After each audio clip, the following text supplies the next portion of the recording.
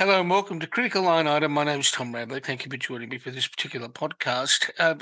Those of you who followed my adventures, followed my career, will know that I've written a fair bit about financial crime and money laundering, particularly in the context of the casino sector, especially my book called Crown Playing in the Shadows. But even with that, there are still people out there in the big wide world who don't quite understand how money laundering works. Um, that's probably because they've not got a mischievous bone in their body. But my guest today is able to have a conversation with me and with you about what money laundering is, where the weaknesses in money laundering regulation are, and what can be done about it. Now, I'm talking to First AML's CEO, Milan Cooper, today. Now, his company's got a presence in New Zealand and Australia and in the UK. So they do a fair bit of work globally in this space, and we'll be talking about money laundering, some of the curious elements about money laundering and the way people wash stuff through and the regulations that operate. Milan, thank you for joining me. Thank you for having me, Tom. Absolute pleasure. Now, before we kick off, you won't be known to some of the people that listen to this. So, what's your elevator pitch about your career? What do you say to yourself about yourself to people who have never met you before? What do you look like if you had to summarize your career on the back of an envelope? Yeah, I had a career in sort of the corporate environment and management consulting for really the first phase of my career, and served me well. I built a great business toolkit, but I think lacking feeling of purpose in my career, and I was really looking for the next thing, and I happened to meet a couple of guys, Beon and Chris, who I founded this company First AML with, and they were quite exposed to anti-money laundering regulation in the banking sector, and we got talking about a bunch of problems that needed to be solved in terms of AML compliance, and that really interested me, and that was about 5 years ago, and we've been building our company ever since. Should be sort of growing it over the past 5 years. Now, when we talk about money laundering, it can be abstract to a lot of people, right? If they're not in the if they're not in the space where they are interested in trying to disguise things, they're not in the Yes. space of being nefarious.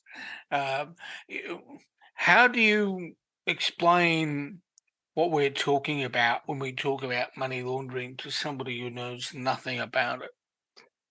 Yeah, so there's a lot of criminal activity happening across the globe, and this is from drug trafficking to human trafficking, and everything in between. And there are proceeds of these crimes, which essentially is money that needs to enter the financial system to be legitimized.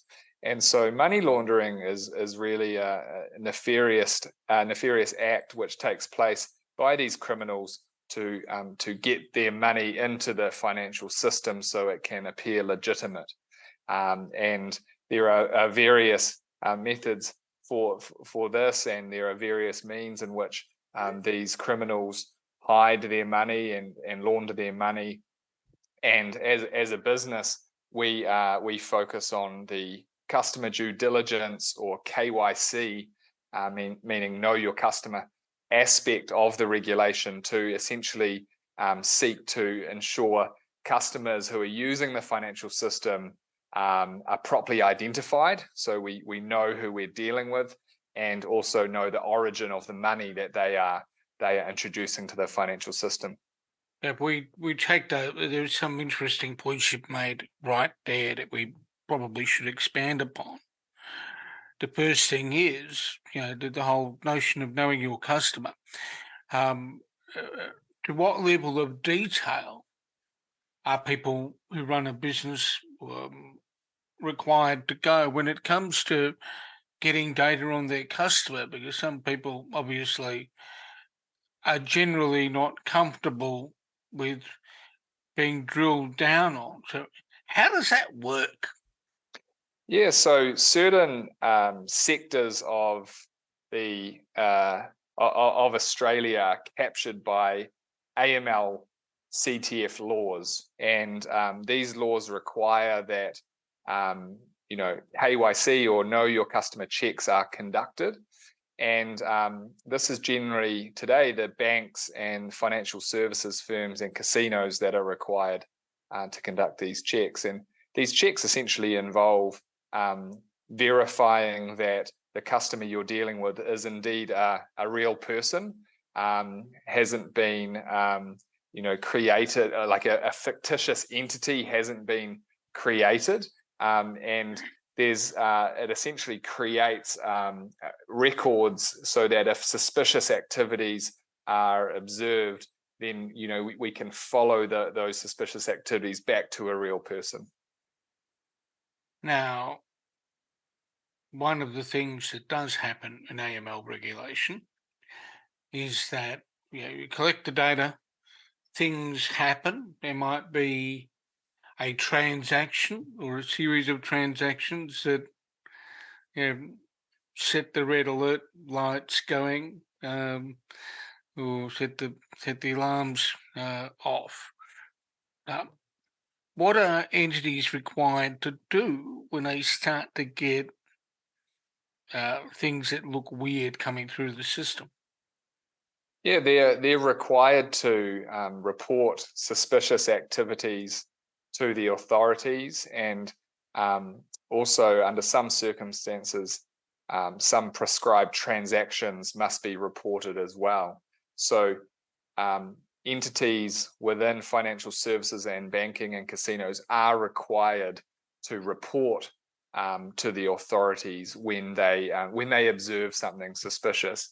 Now, there's some sectors of the Australian economy that aren't required to do that today, and these are the so-called tranche 2 sectors, being law, accounting, and real estate, and there's a lot of scrutiny on these sectors of the economy because these are often the non-financial businesses that enable the money launderers to access the financial system. Okay, let's talk about tranche 2 because that's an issue that is not only have you mentioned it, but certainly one that I wanted to explore with you. Tranche 2 is a nice piece of legislative / regulatory jargon. What do we mean when we talk about tranche 2? Yeah, so tranche 2 is the next legislative change that will be introduced in Australia to bring designated non-financial businesses under this AML regime. And these designated non-financial businesses, or DNFBs as they're known, are law firms, accounting firms, and generally the real estate sector. And so tranche 2 talks is a word we use to talk about that rollout of AML legislation to these DNFBs. Tranche 1, of course, was when AML was first introduced to the financial sector in 2014. Now, without tranche 2, the obvious implication is that our AML system is weaker. What are the weaknesses that exist that you can point out to listeners if we don't have the tranche 2 laws in place? Yeah, so lawyers and accountants, these professional advisors, are often used for setting up legal structures which can assist money launderers to essentially set up structures to appear to be legitimate, but then use them to interact with the financial system. And property has been quite an effective place for illicit funds to be deployed. Cash generated from criminal activity, if you've got $10 million, what do you do with it? Well, if you can buy a $10 million property in Sydney, that's a pretty good place to park the money. And so these three sectors in combination are being used to assist the laundering of money. And it may not be that the professionals in these sectors know this, but because they're not required to make detailed inquiries as to who their customers are or where the money comes from, some of these things might be missed. Furthermore, they're not required to report suspicious activities to the authorities today. So there aren't the checks and balances in place to ensure that that these DNFBs are not unknowingly assisting criminals. One of the interesting issues in all of this is when we talk about, let's talk about the element of that triumvirate of real estate agents, lawyers, and accountants that I'm most familiar with, being the accounting world. There are ethical pronouncements in place to make sure that whatever is done within the law. I mean, is the suggestion with tranche 2 and the breadth of its sort of likely impact on the professions, that having an ethical framework isn't necessarily sufficient to make sure people make all necessary inquiries? Yeah, I think no one's saying that the ethical frameworks in place in these professions it isn't sufficient, but without some of the regulatory processes that AML laws introduce, it's easy for things to pass through unseen. And the key aspects of the AML laws are around KYC, knowing your customer, and identifying the ultimate beneficial owners of any entity that you are dealing with, and indeed in some cases being required to prove where the money comes from. Now, whilst these professions are bound by these ethical standards, they aren't required to go to the level of diligence that the AML regime introduces and requires of them.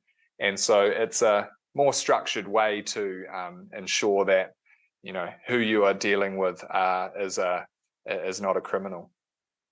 Now, when you're looking at the experience of your client base, what are some of the things that people in your client base are coming across in terms of attempts to launder funds that might have been made? Yeah, I mean, we are operating across Australia, financial services space, New Zealand, and the United Kingdom, and at times our software does pick up on individuals who are who raise suspicions. They may be on sanctions lists, so they might be sanctioned by different countries. Okay. And at times, other suspicious activities are uncovered, and there is all manner of issues that can be put in the spotlight once you start digging through your customers. Now, you mentioned sanctions. I mean, have your clients noticed much in the way of attempts to move funds since countries in the West have been imposing sanctions over the past 12 months on people in the Soviet, you might as well call it the Soviet Union, mightn't you? Russia, associated with the Ukrainian conflict.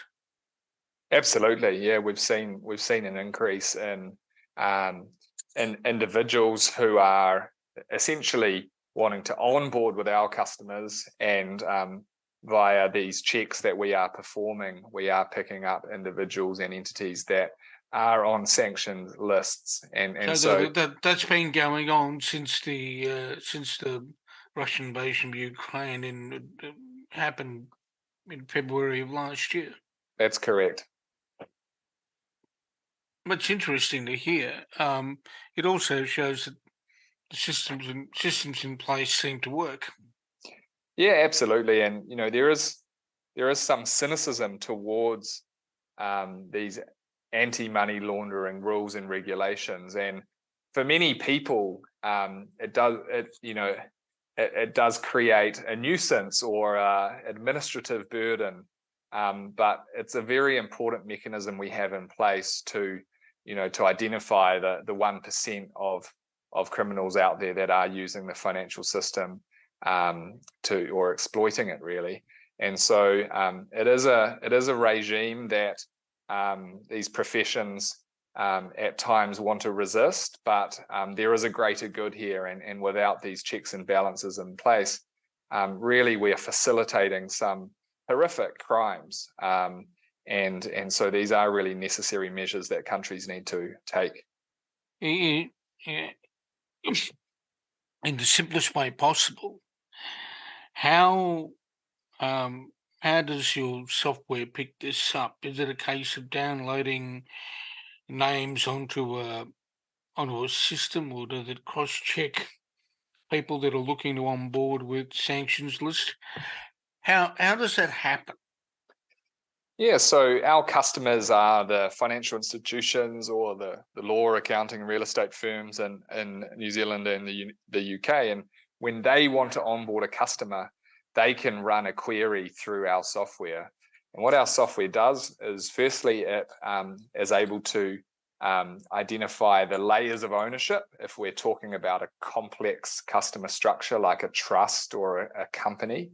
And the AML laws require that all of the beneficial owners of these complex entities need to go through identity verification and screening checks, including the sanction checks. So this can, in many cases, turn into quite complex administrative process for firms to conduct these checks, and our software seeks to streamline this and provide a single platform through which they can clearly collect and verify the documents they need from their customers, and store everything in one place and monitor the progress through a case. And so it's really helping solve the administrative challenge of conducting these checks, particularly in the case of these complex entities like trusts. I've been talking to Milan Cooper, who's the CEO of a company that looks after a lot of AML, anti-money laundering and counter-terrorism checking research called First AML. Milan, one of the, I guess, final questions I want to ask you, and you've been very generous with your time, is what businesses can do to be alert in relation to suspicious characters, be alert on the issue of money laundering activity. Yeah, I mean, without, I guess, the AML regulations in place, so if we're talking about the tranche 2 segments in Australia today who aren't required to do these things, they can still be alert to who they're dealing with, and they can still take measures to know their customer. Yeah. And so having inquiries into